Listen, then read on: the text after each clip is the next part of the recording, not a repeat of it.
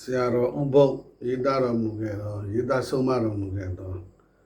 ဒီဝိနည်းဆုံးမစာနံပါတ်1နဲ့နံပါတ်3ဒီရက်တောက်ခြင်းအပြည့်6ပါးနဲ့အခါမဲ့သွားလာခြင်း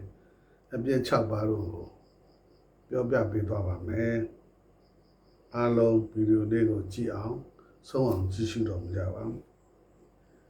ဒီရက်တောက်ခြင်းအပြည့်6ပါးဥစ္စာယုတ်ခြင်းရင်းခုံများစွာယောဂထူပြောကြော်စောမဲ့တုံမလုံးအင်္ဂါ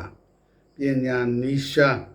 ဤ6ပါးကတောက်စားသေးစာအပြစ်ဒီအခါမဲ့တွာလာခြင်းအပြစ်6ပါးကိုတာမယာတခြားဥစ္စာလုံရမဲ့ရှောင်းမကောင်းအရာယွန်ရှာလေအပ်ရိုးဆွတ်ရောက်မှုဆင်းရဲစု6ခုခါမဲ့တွားအပြစ်ဒီ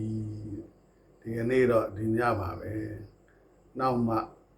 ကျန်တဲ့အပိုင်းလေးတွေကိုနောက်ရက်တွေမှာဆက်ပြီးတော့မှဖော်ပြပေးပါမယ်